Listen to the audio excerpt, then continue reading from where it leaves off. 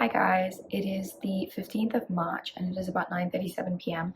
and I am talking to you from my dorm room, and I'm trying to get this video filmed and as edited as soon as possible because my friend's been bugging me to do this, but I haven't had the time because I was so busy doing a lot of other things. But essentially I am filming a scholarship video for everybody interested in applying to NUS. These are NUS specific. If you guys have any requests or want me to kind of research and give more information into other scholarships, please do drop down a comment below. But these are NUS specific scholarships. Yeah, so NUS scholarships for freshmen. This video is for freshmen. I will make a separate video for current NUS undergraduate students, but for freshmen itself, essentially is divided into three categories. Which are dependent on your residency status. So links to all of these sites will be down below, where you can literally click a button, press a button, and then it will guide you to your actual scholarship application portal. So for freshman Singapore citizens, essentially, so like I said, it's divided into three categories depending on your residency status. So whether you're a Singapore citizen, Singapore PR, which is permanent resident, or international students. Timestamps are also in the description box below, so do check it out. So essentially, for any scholarship that you're applying for, there are different kinds of scholarships as well. So you have NUS scholarship, like university level scholarships, and then you have college/faculty scholarships, which is essentially whether, for example, if you're enrolling into the College of Design and Engineering or the Faculty of Business, your faculty itself is administering you a scholarship. And then on top of that, there are also donated scholarships, meaning it's donated by certain donors, obviously.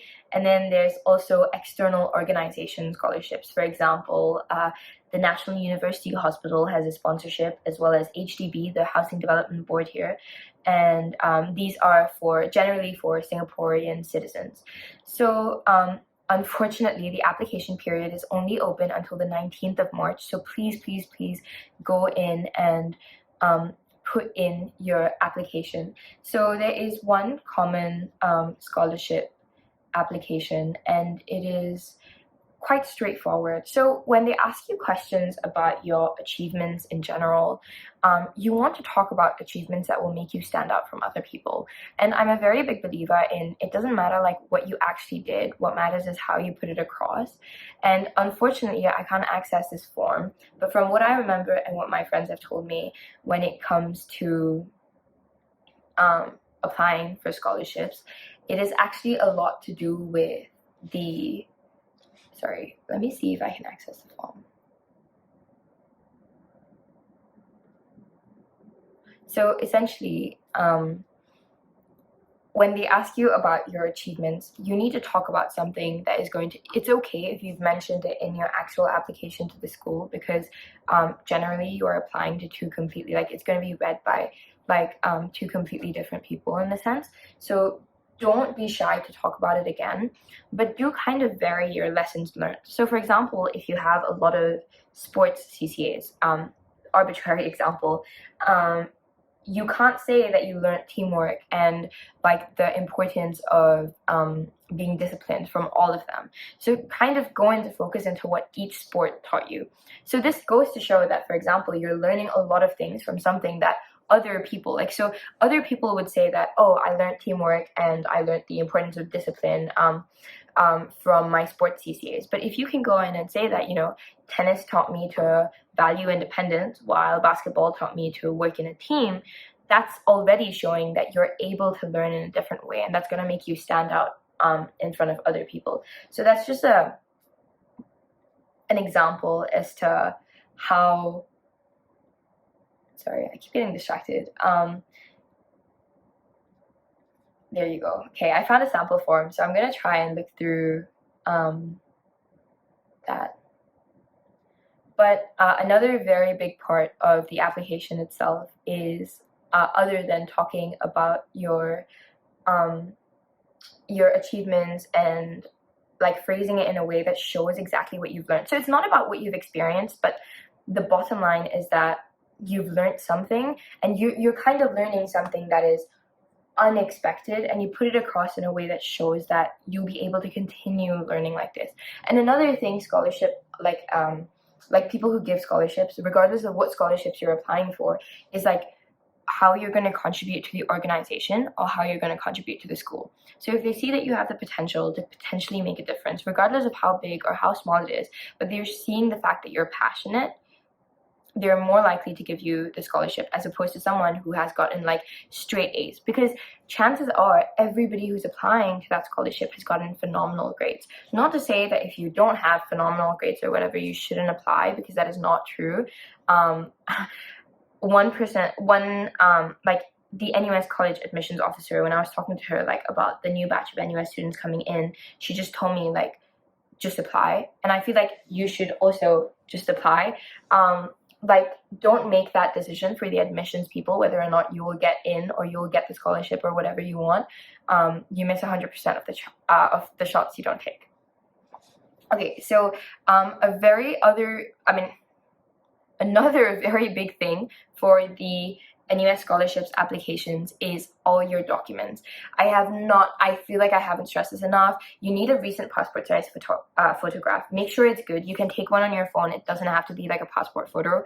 Make sure you have your examination results and testimonials. So testimonials are very, very, very important. If you haven't made a good impression of your teachers,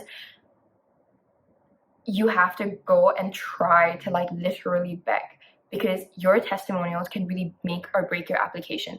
The way your teachers talk about you, if you have stood out to them in class, is very different from that basic testimonial that they write everyone else. So make sure that you've gotten your testimonials and that they're strong and that they show not only exactly what you've done, but also that little part about your character at the back is very, very important, because most of the times admissions officers are looking through hundreds of or thousands of applications. They don't have time to read the entire thing. So they'll be reading only like the first paragraph and the last paragraph. So you need to make sure that your testimonial is good. Most of the time, your teachers or whoever's writing your referees or whatever will ask you what you want them to include. So make sure that when they give you that edit, if they give you that chance, make sure that what you have already like mentioned is separate from what they're talking about, and that they're focusing on how other people view you as a person as opposed to how you are as a person. So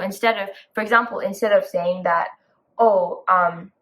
she is independent, you would want something written in the testimonial from someone else's perspective instead, in the sense that she's extremely value driven and that she has taken her learning into her own hands, stuff like that, as opposed to like she's independent and honest. You have to say that, she is a genuine person who forms genuine relationships with people. Like, that's the difference between like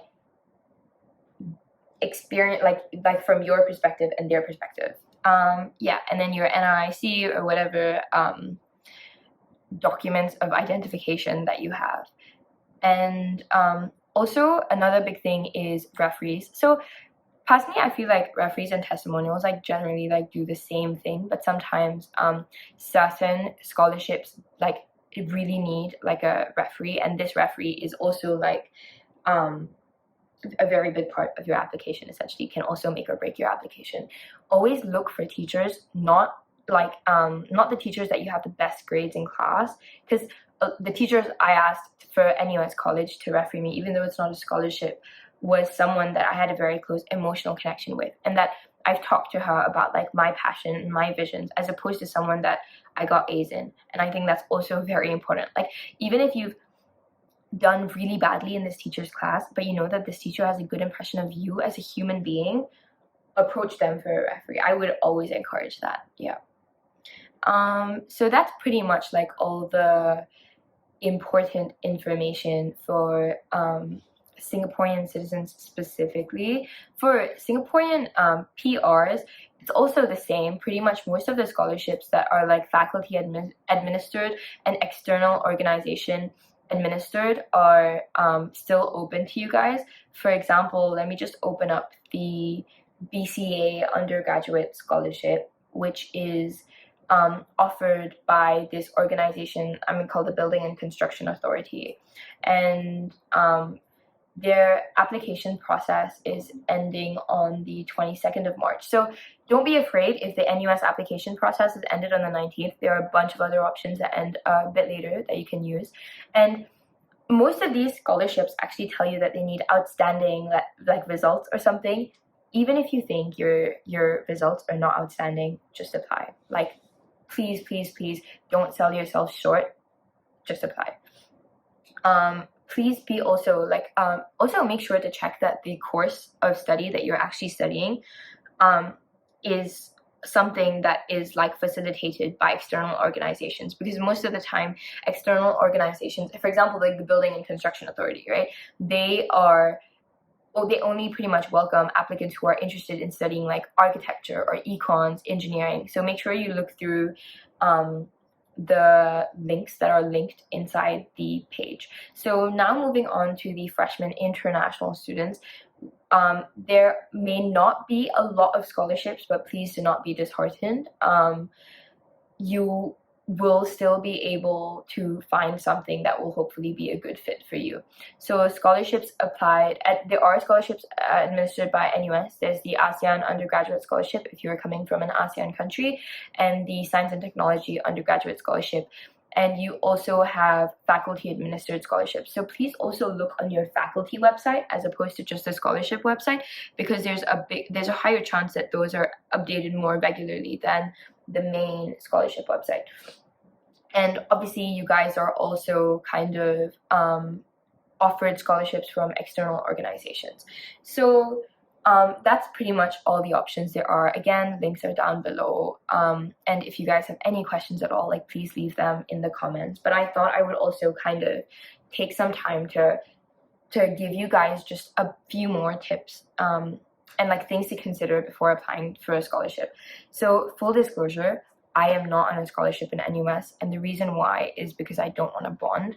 I've kind of tried to go for opportunities that will take me out of Singapore, and I do not plan on being in Singapore at least as soon as I get out of university. I'm hoping to move to somewhere else and kind of live life there when I'm young and don't have so many responsibilities or commitments that are tying me down. And while that is all out in the future, I am very privileged and very grateful to have parents who are able to afford. But if you guys can't afford, especially if you're Singaporeans, please know that scholarships are not the only type of financial aid that's available for you. There are bursaries, there are grants, there are tuition loans that you guys can take up, and please explore those options thoroughly before making whatever decision that you guys choose to make. But as I was saying, I'm very, very grateful to have parents who are able to pay for my university education. And while I do plan to pay them back, and I know that they're not expecting it, I know that that's something that has given me the opportunity to say, hey, I don't want a scholarship. But I am applying currently for NUS undergraduate scholarships, which essentially will give me like about a semester worth off or like a year worth off or whatever it is. But in that sense, I would also want you guys to consider the bond. So most of these scholarships actually come with a bond. So please look at all the terms and conditions of the scholarship, how much money you're getting, whether that would be enough for you, like how many years of a bond you'll have to be tied to the company or any other agency for, because that's also very, very important, because you don't want to be in a situation where you have this like amazing job opportunity after and you have to break your bond, because most of the time when you break your bond, you will have to pay the organization, be it NUS, be it some other external organization, the entire amount of money that they've paid for you, plus some other extra fees. And yeah, I think other than like the bond, as well as the terms and conditions of the scholarship and things that you might have to do, especially if you're an international student, you have to consider whether or not you'll be bonded to like a Singaporean company and whether you'd want to go home or stay in Singapore. I know a lot of people are very excited at the prospect of staying in Singapore after, and that's why the scholarship is perfect for them, because it gives them a job after graduation too and allows them to explore more opportunities away from home. But if that does not sound appealing to you, please make sure you know what you're getting into before you submit the application for the scholarship. And I think other than that, bottom line is just apply. Do not sell yourself short. Don't think that you cannot make it. Don't think that they will reject you because of your grade is like not up to par or whatever. If they reject you, let it be that their decision, and don't make it your decision to reject yourself before applying. With that, again, just like to remind you guys, timestamps and links all below. Just like, share, and subscribe, and I'm wishing you guys all the best with your applications.